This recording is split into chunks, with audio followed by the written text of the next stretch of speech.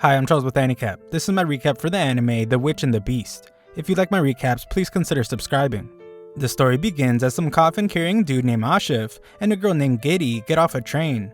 These two emos are looking for a certain witch and ask the first girl they see if she is one or if she has seen one. Giddy is seriously impatient, so Ashif apologizes for her behavior and explains that she just can't contain her excitement when it comes to witches. He reveals that they don't actually know what the witch they are looking for looks like, but they are lucky to have found someone who knows a witch. This strange girl is named Mary, and she reveals that it wasn't luck at all, as she is not the only one who knows Lady Witch. In fact, everyone in the city knows the witch, and it shouldn't be long before they find her. Just then, all the glass windows shatter around them, and they find a giant monster outside.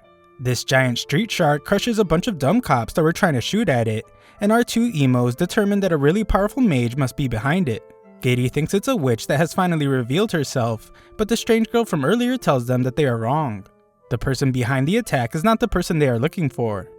Down on the street, the person referred to as Lady Witch powers up a spell and launches it right at the muscled up street shark. The tiny little attack explodes inside of the shark monster, revealing the person that was inside. This man is arrested and Lady Witch is celebrated as the city's savior. She is the city's hero, but Ashif is surprised since she is a witch. He also points out that the weird girl seems way too happy about the witch's celebrity status, so she reveals that she is Lady Witch's apprentice. Mary runs off to prepare an introduction for the emos, and Ashif is glad that they didn't waste any time at all in finding the witch.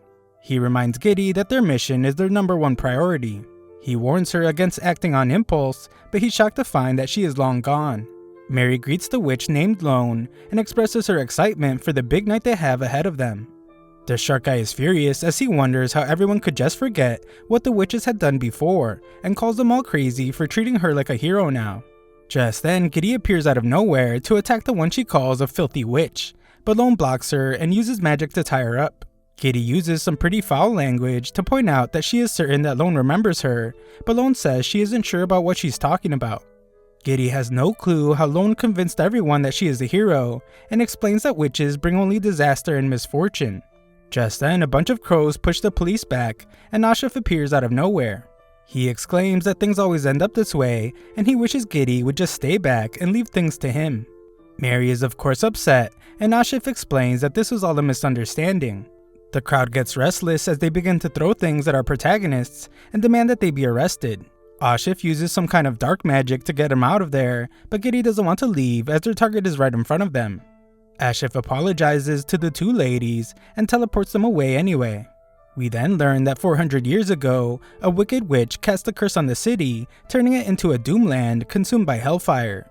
However, the witch was defeated and the curse was sealed. Ashif and Giddy then arrive at the castle where the curse is said to be sealed. It's also the current residence of Lone, but that's all just based off a pamphlet he bought at a gift shop.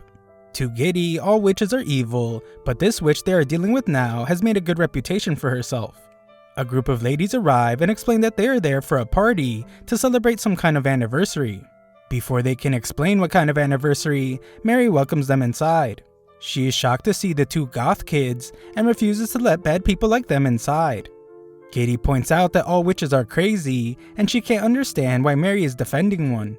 Mary explains that in the past, the city treated witches terribly because of the wicked witch. Lone hated this fact and worked hard to help the city. She protected the city from disasters and evildoers using magic. She saved many people in the process, including Mary.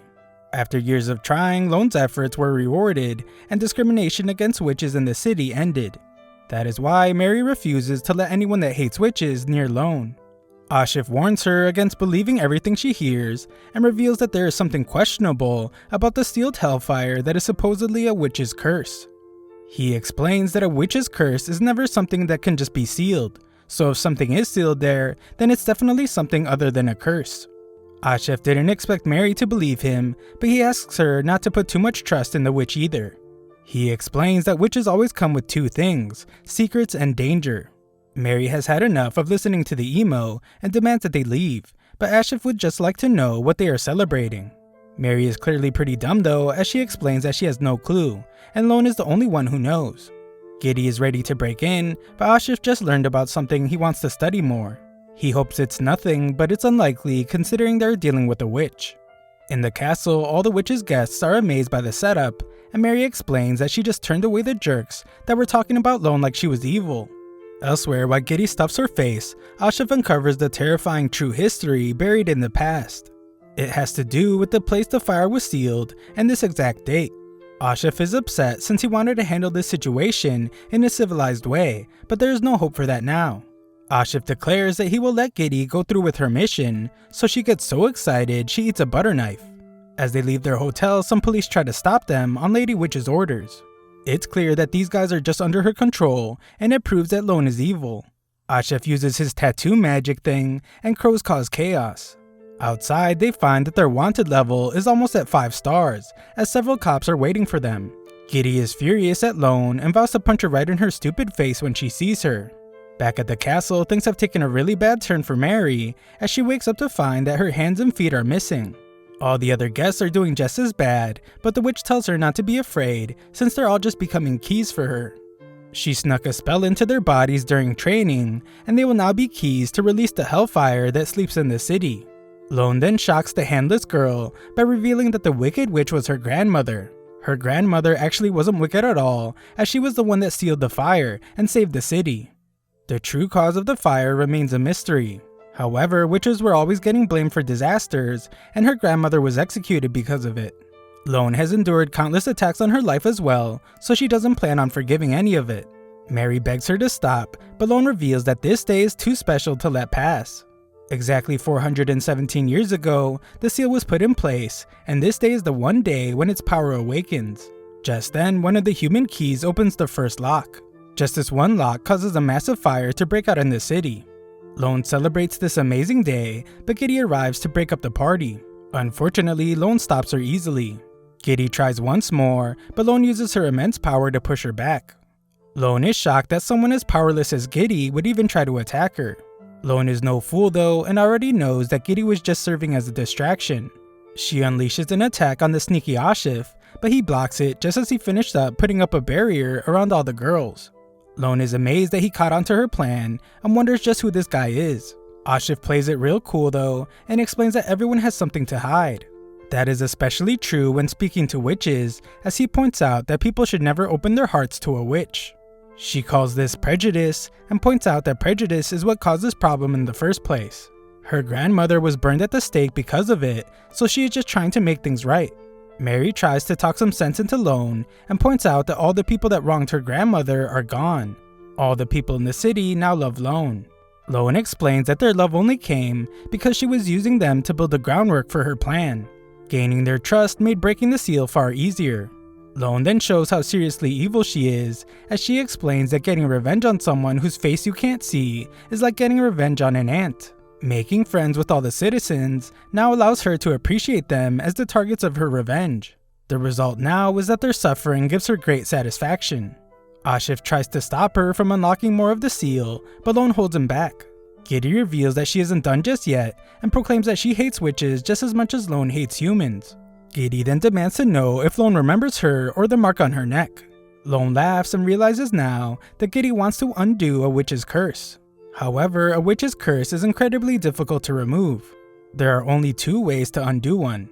First, a loving kiss from a Prince Charming, meaning a heartfelt kiss from one's partner in pure mutual love. Second is getting the witch who cursed the person to undo it. Unfortunately, Lone explains that she is not the witch Giddy is looking for, so she cannot undo her curse. Lone lights her up with flames and tells her that she just wasted her time since she has no information on the witch she was mistaking her for. Just then, Ashif reveals that Lone has made one crucial error. She doesn't have to be the witch who cast the curse to lift it. Giddy emerges from the flames to approach Lone, but Lone instantly pierces her body with an attack. Giddy shockingly smiles, however, and plants a kiss right on the witch. Ashif reveals a third way to remove a curse, and that is to kiss a witch. Darkness flows out of Giddy's body and right into the coffin Ashif always carries. Lone has no clue what is happening and is stunned when a beast begins to emerge from the coffin. Lone feels its menacing aura, but can't understand how she doesn't sense any powerful magic. She wonders if this is Giddy's true self, and Ashif hopes that Giddy isn't too rusty. Realizing the danger, Lone fires an attack, but Monster Giddy is completely unharmed. The witch tries an even more powerful attack, but Giddy once again is unscathed. Lone reaches into her bag of tricks to unleash her most powerful spell, and Mary wonders why Ashif isn't helping in the fight.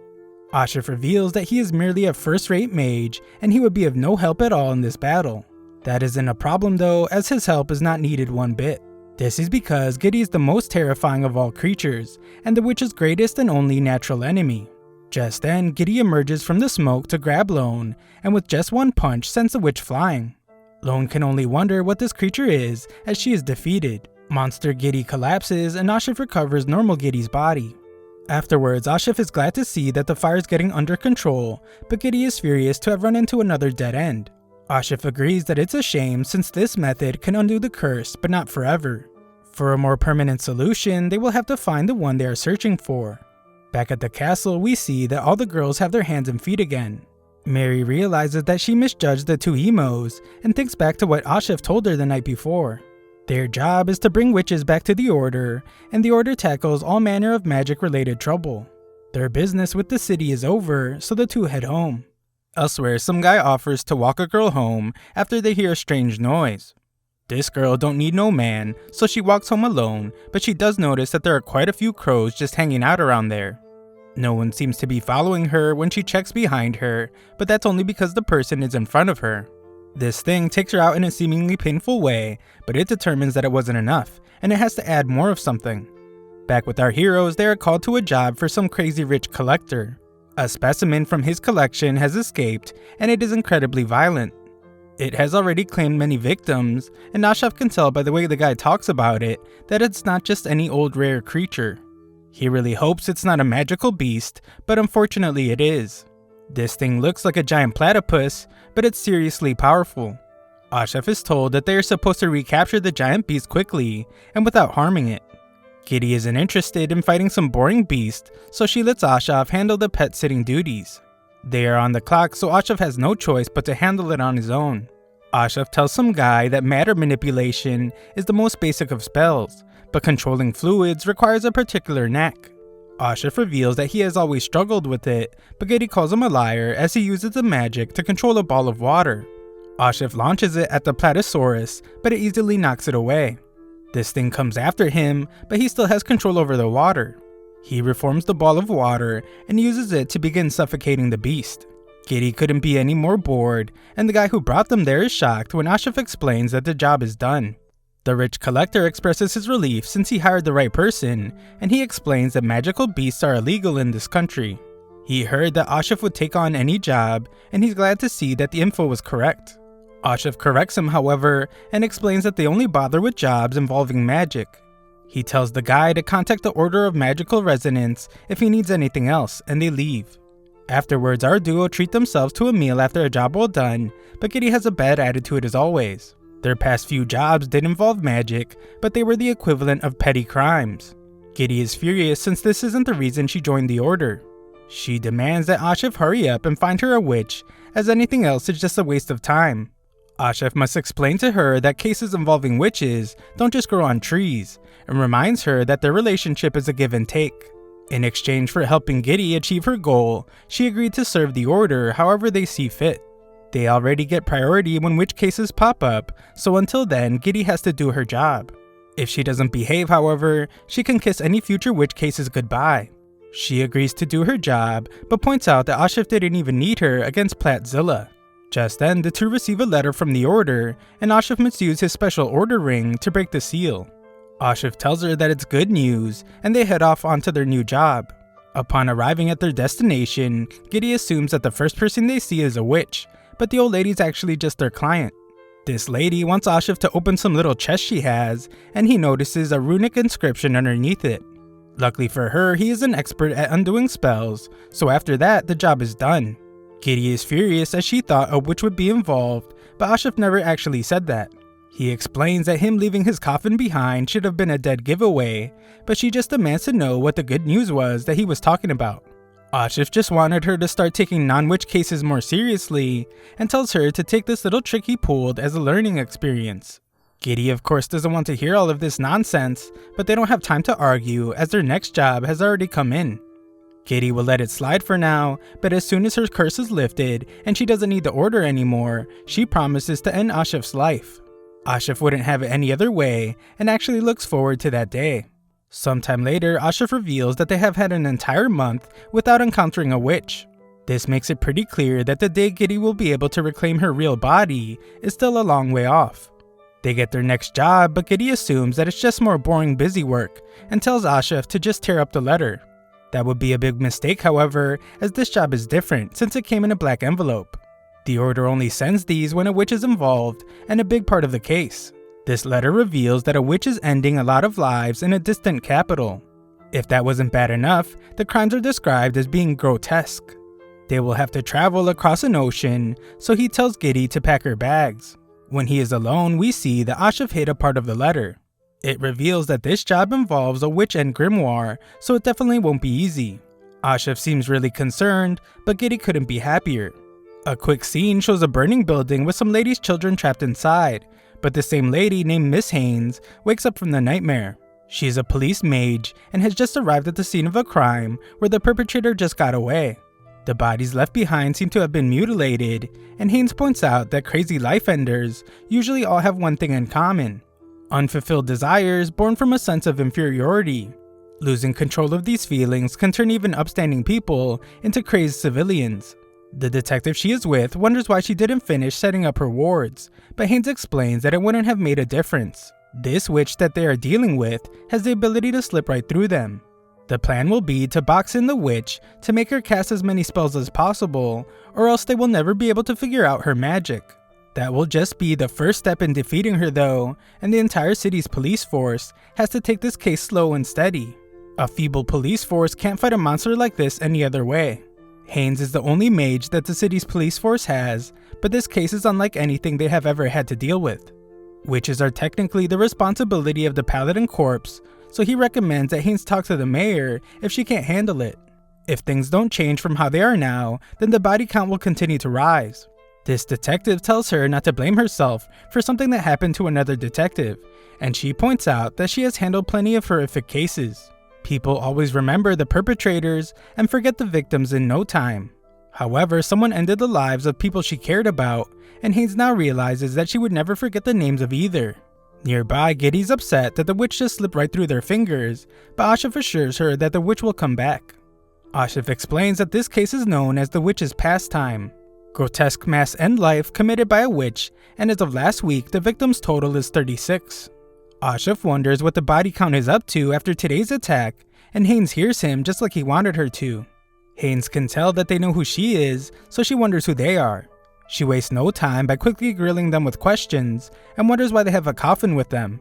Haynes prepares a spell behind her back, but Ashraf can easily tell and tells her to calm down as they are not enemies.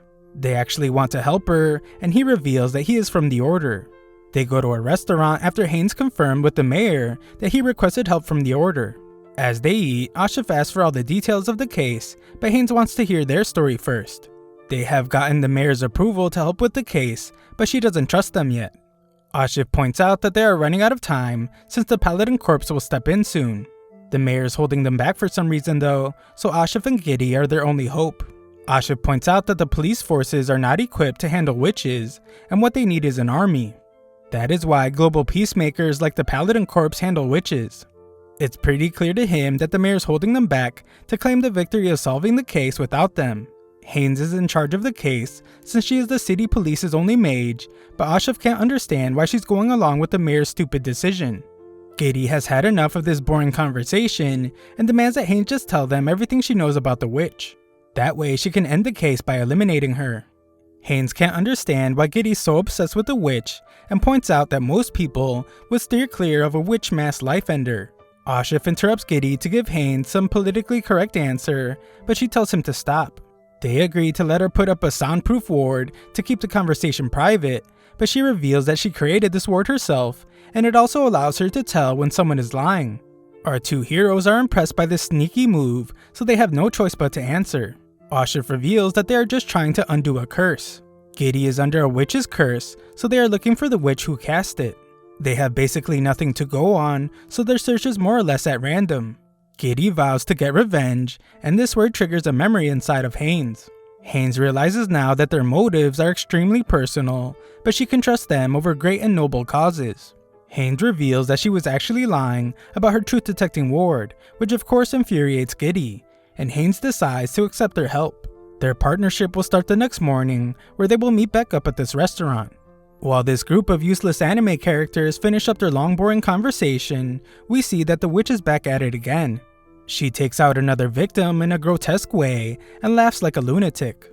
Thanks for watching my recap. Sign up to my free newsletter if you want to show some support to the channel. Link is in the description.